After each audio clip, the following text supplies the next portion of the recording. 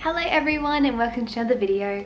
Today we're going to be doing a Q&A. So I put a call out on Instagram stories for you guys to go and ask me some questions, and you sent a lot in.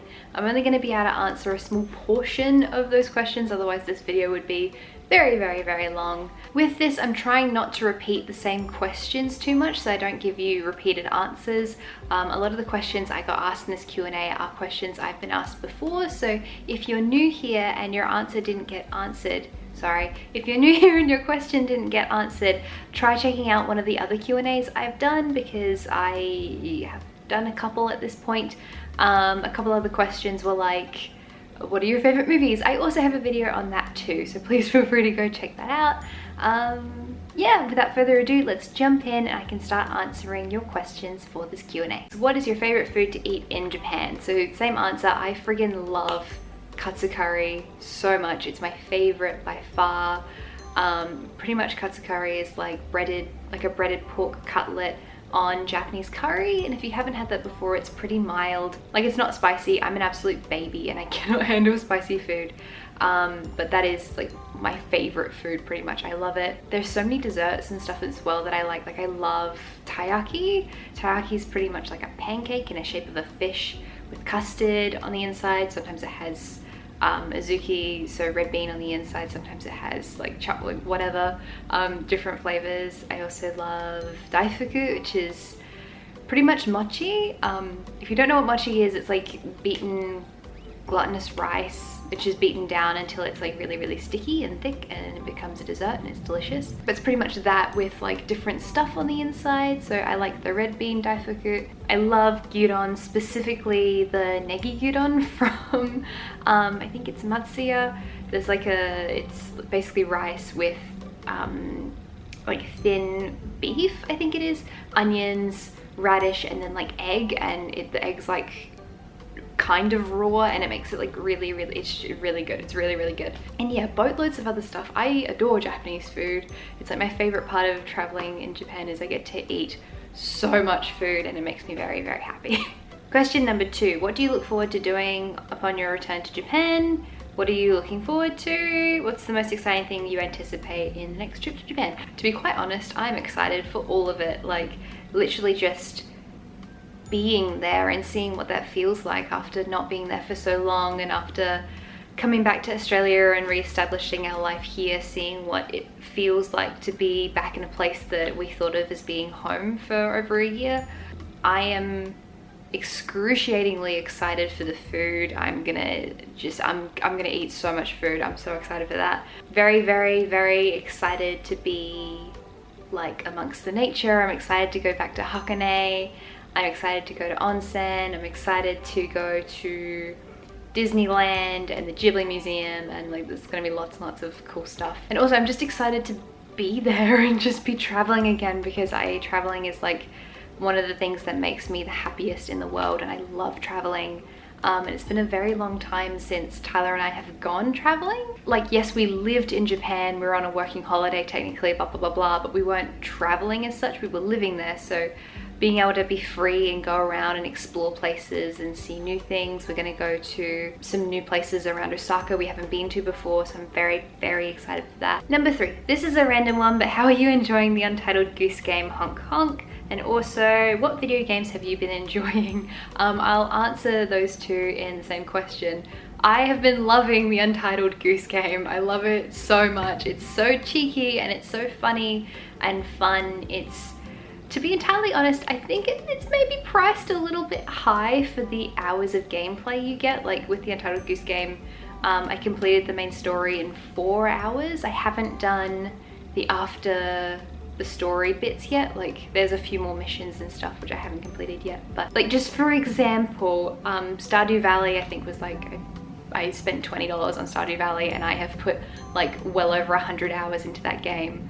Like many hours have gone into that game, but the Goose Game is like $30 and it's only 4 hours, so that's my only sort of thing with it. That's like my only very vague criticism, is just that I think maybe it's like a $20 game instead. But I love it. It's so good. It's so fun. It's so relaxing to just be this mischievous goose wreaking havoc on people in the most like wholesome way. The music correlates with the events that happen in a really lovely sort of way, and you're just traversing this quaint little village and wreaking havoc, and it's a lot of fun. I really liked playing it.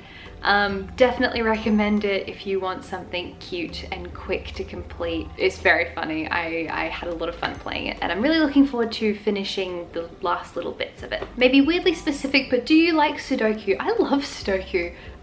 This is like, I know Sudoku is Japanese, but this is completely irrelevant to my love of Japan. I've been doing Sudoku since I was like 10 or something. Like they used to be in like the back of the newspaper, there was always like a Sudoku puzzle, and I freaking love Sudoku. It's like I have an app on my phone that I use to play it. Sudoku is not really like a puzzle, it's more just process of elimination and how you go about doing that process of elimination over and over and over again. It's very repetitive and meticulous, and I find that very comforting. Like I like puzzles a lot. I like solving puzzles a lot. Next question, Carrie asked, if you were to walk through a cupboard into a new world, what kind do you think it would be, as if you were a Narnia child?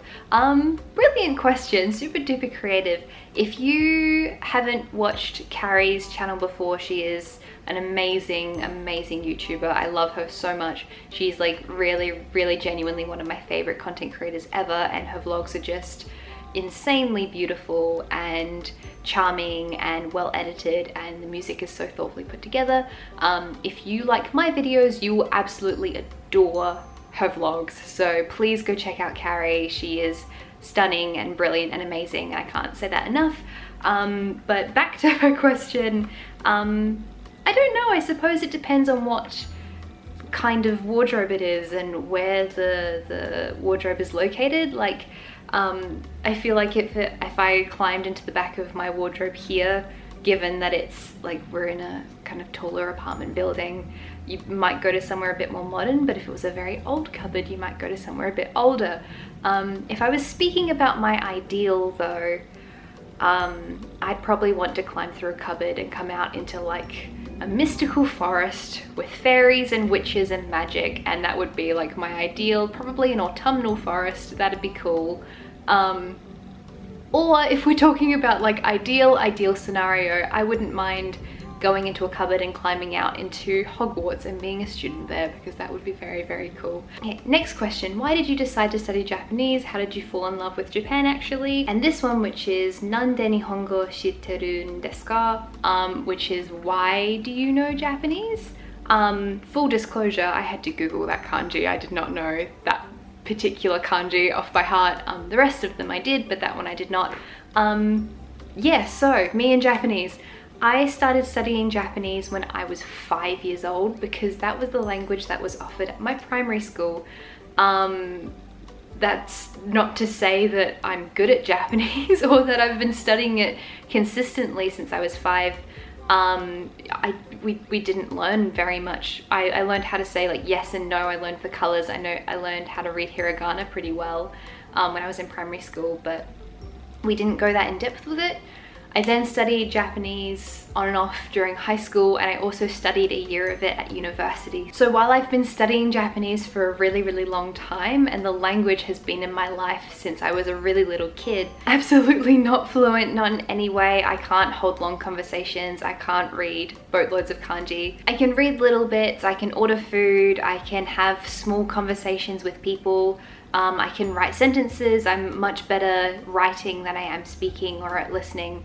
How did you fall in love with Japan? Well, because I was studying it for such a long time, and when I was really little, I was watching like Big Bird Goes to Japan when I was like in year 1 or something, and I always thought that Japan looked amazing and very cool. We watched a lot of like Japanese kids cartoons in like my Japanese classes, and then when I was about 12 I started like watching a lot of Studio Ghibli. I didn't properly fall in love with Japan until I went there when I was 19 on my first holiday, which if you want you can go back and watch those vlogs because they're on this channel. Yeah, I went to Tokyo, and then it just turned out to be my favorite place in the world. Hi, I'm also from Adelaide. Can you please recommend any good bookstores? Now, we don't have a large selection, do we?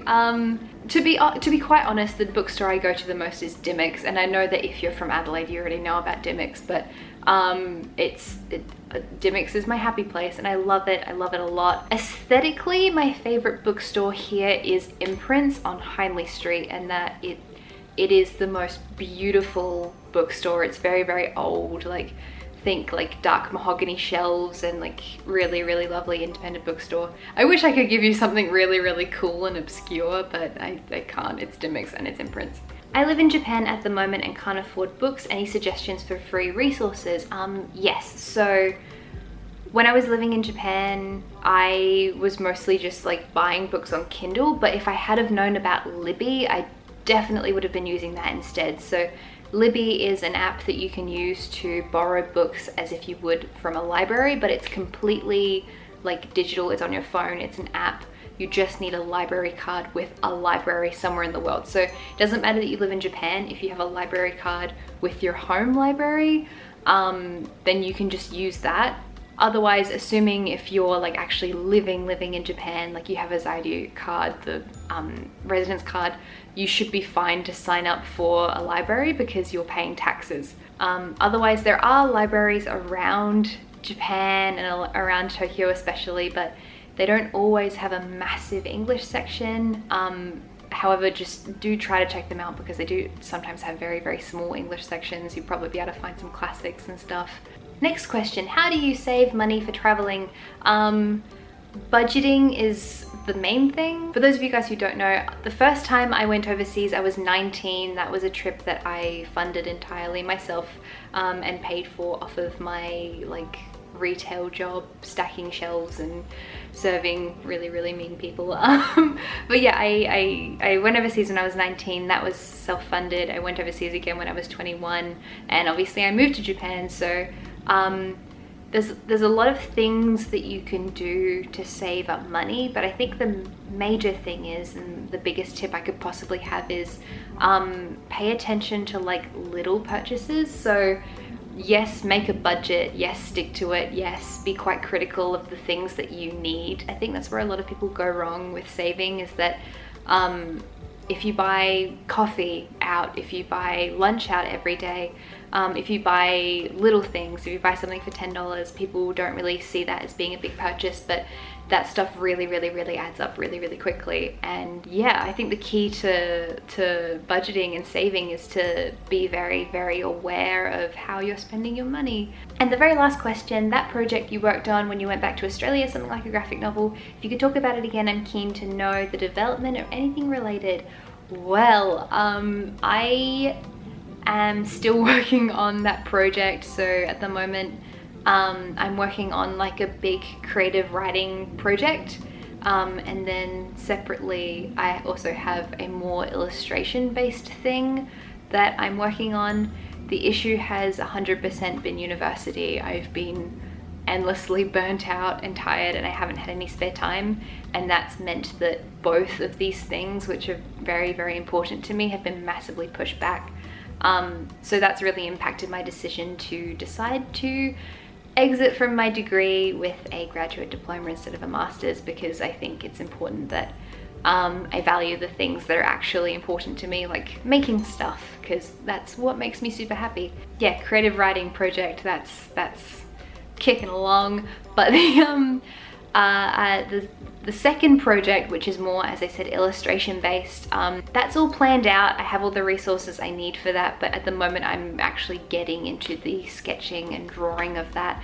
It's not a graphic novel, it's actually non-fiction. It's more of like a memoir style thing. I will tell you guys a lot more about it when I get into doing it. It still might be a terrible idea. Like I worry that my illustration isn't good enough and my drawing isn't good enough for a project like this. So I will let you guys know how that's going. If it's a massive flop and I don't get it finished, I'll probably mention it at some point. But yeah, that's the Q&A all done. I'm really sorry if I didn't get to your question. Again, if you asked something and it wasn't answered, it's probably because I have already answered it before in a previous Q&A, so please feel free to go and look at those. And yeah, that's it for the video. I hope you guys enjoyed it. Take care, and I will see you next time. Bye bye.